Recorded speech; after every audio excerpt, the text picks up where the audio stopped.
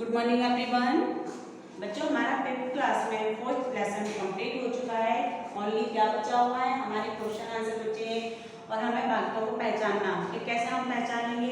क्योंकि हमने लेसन में क्या पढ़ा था, हमने लेसन में पढ़ा था वाक्य के अंग और वाक्य के भेद।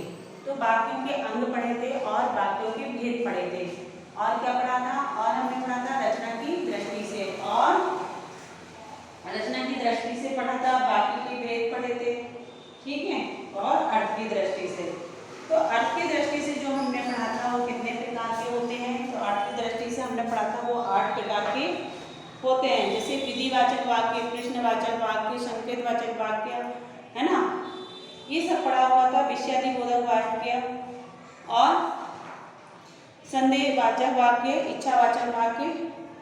तो बच्चों, आज हम इसके बारे में पूरा पढ़ चुके हैं। अब हम आगे क्या पढ़ने वाले हैं कि सही उत्तरों पे वाक्य के निशान लगाइए, रचना के आधार पर वाक्यों के भेद को लिखिए। तो रचना के आधार वाक्यों को भेद कैसे लिखेंगे, तो आज हम वही सब सीखेंगे। वो भी हम बुक के द्वारा सीखेंगे। तो बुक में जो है आपका, वो मैं पूरा फिल करवाऊंगी कि वो आपको कैसे करना है। जैसे देखो ये है पूरा, और क्वेश्चन आंसर कंप्लीट करवाऊंगी। तो आज आपका ये चैप्टर कंप्लीट हो जाएगा।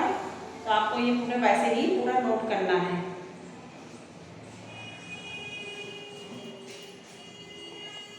तो बच्चों, जैसे कि हमने क्या पढ़ा वाक्य विचार में, ये हमारा इनकम्प्लीट रह गया है। जब ये कंप्लीट हो जाएंगे तो हमारा चैप्टर कंप्लीट हो जाएगा। तो जब तक हमने यहाँ पर रीड कर लिया था, एक बार मैं इसको और रिपीट कर दूँ। जैसे कि लिखा क्या है, ये हमें ज़रूर जानना चाहिए कि क्या है। वह शब्द समूह जिससे पूरी बात समझ में आ जाए क्या कहलाता है, वाक्य कहलाता है। और वाक्य के भेद कितने होते हैं, वाक्य के 2 भेद होते हैं, उद्देश्य और विधेय। जैसे कि मैं पढ़ा चुकी हूँ आपको, एक बार फिर से रिपीट कर रही हूँ जिससे आपको समझ में आ जाए ना। वाक्य में जिसके विषय में कुछ कहा जाए उसे क्या कहते हैं, उसे क्या कहते हैं, उद्देश्य कहते हैं। वाक्य के भेद 2 आधारों पे किया जाते हैं। कैसे, रचना की दृष्टि से और अर्थ की दृष्टि से। तो हमें याद रखना है कि वाक्य के 2 भेद होते हैं। जैसे वाक्य के भेद तो कौन कौन से होते हैं, रचना की दृष्टि से और अर्थ की दृष्टि से। चलिए बच्चों, अब हम क्या करेंगे, सही उत्तर पे निशान के चिन्ह लगाइए।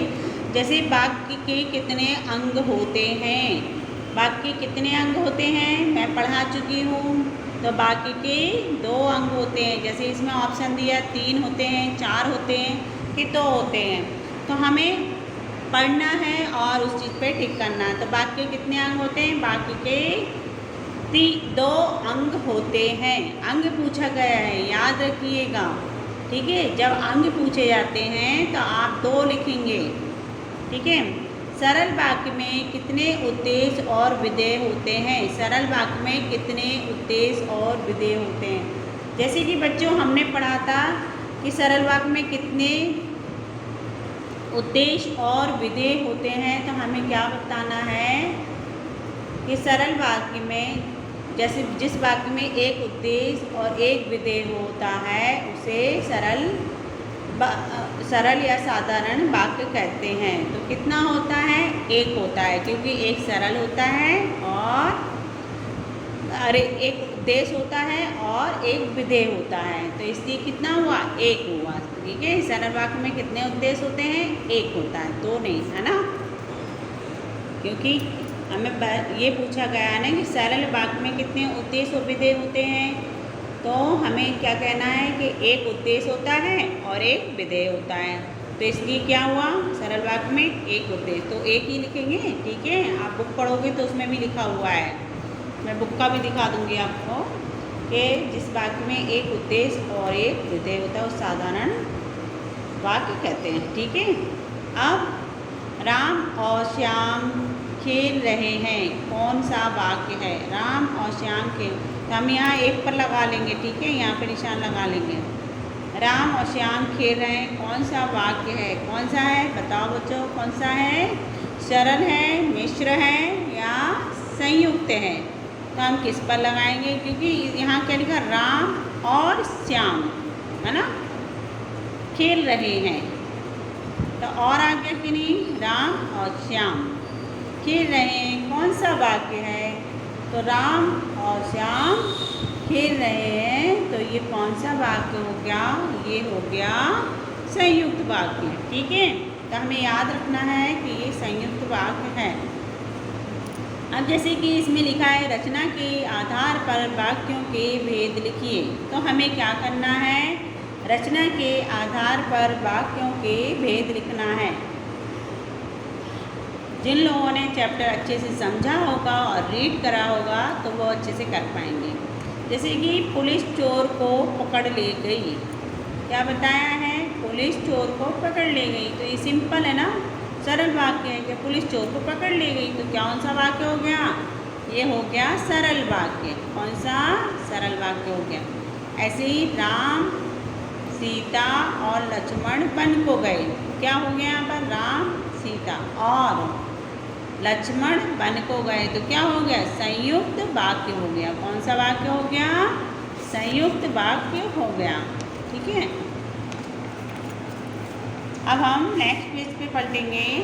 इसमें क्या लिखा हुआ है, परीक्षा समाप्त हो गई और हम मसूरी घूमने गए। क्या लिखा है, परीक्षा समाप्त हो गई और हम, और लिखा और हम मसूरी घूमने गए।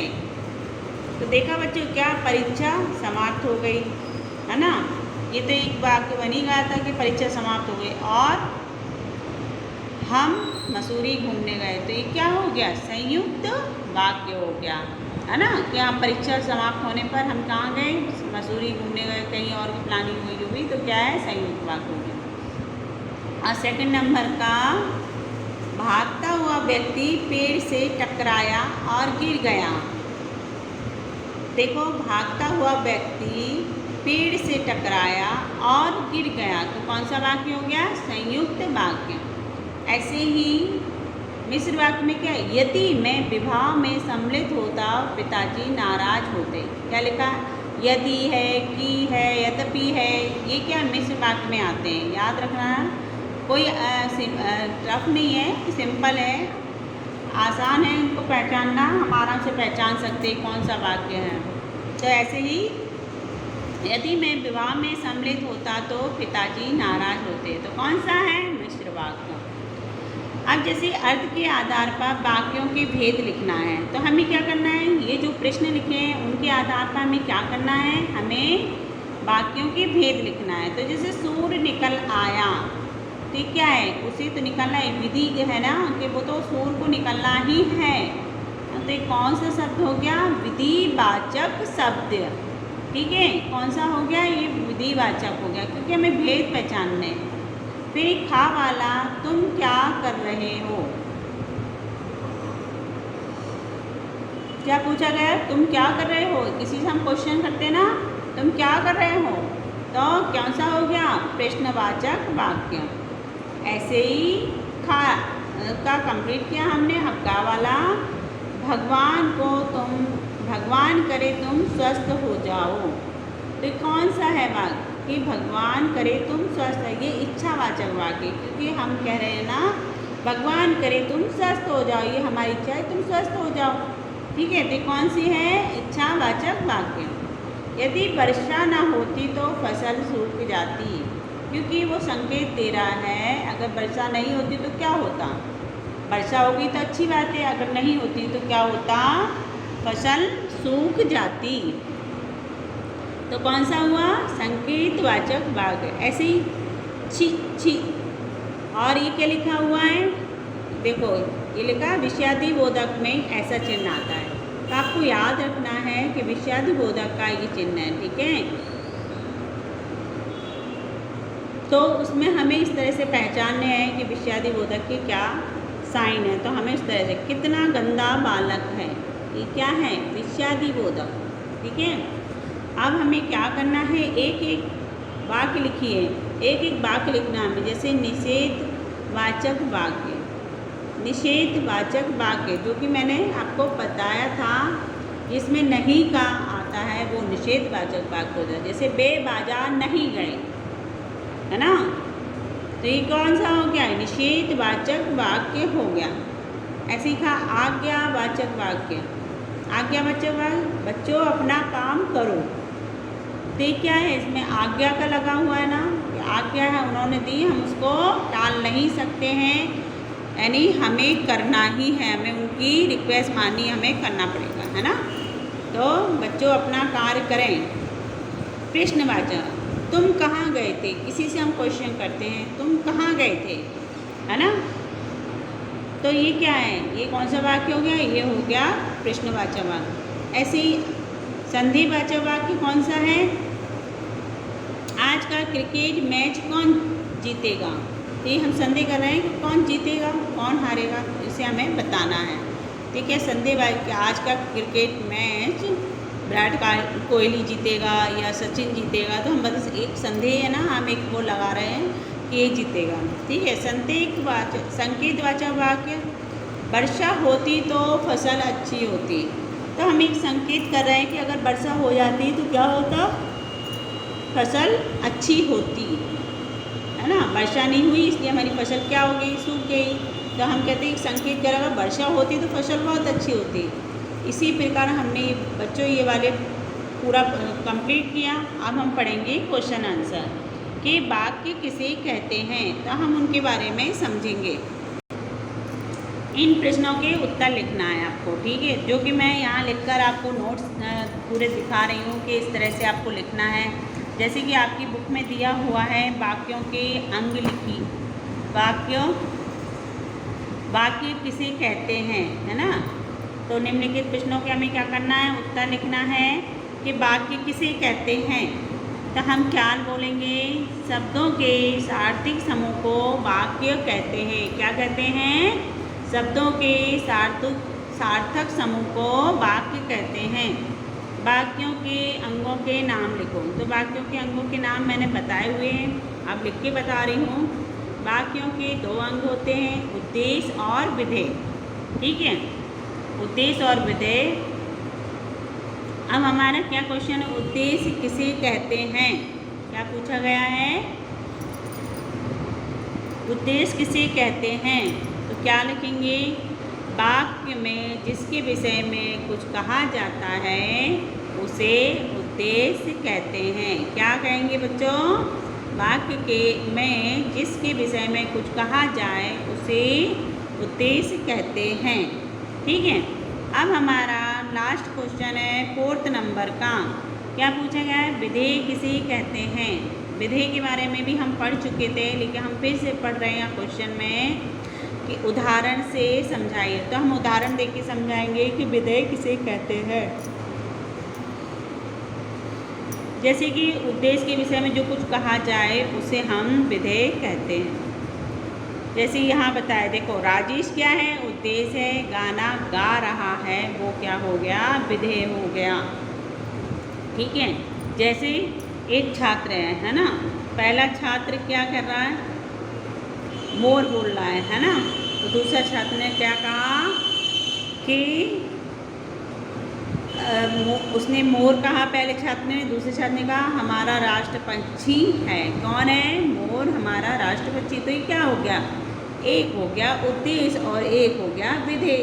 ठीक है, इस तरह से हमें जोड़े बनाने हैं। ठीक है, तो बच्चों आज हमने क्या क्या क्वेश्चन आंसर कंप्लीट किए, उद्देश्य विधेय ये सब पूरा कंप्लीट किया। और जैसे कि देखो ये हाँ आपके इसमें दिया है, कक्षा के सभी छात्र दो जोड़े बनाए, एक उद्देश्य वाले तथा दूसरा छात्र विधेय बोलकर। जैसे एक छात्र ने क्या बोला, मोर, दूसरे छात्र ने बोला हमारा राष्ट्र पक्षी है ना, उसको कंप्लीट किया ना, इसलिए ये उद्देश्य हो गया और ये विधेय हो गया।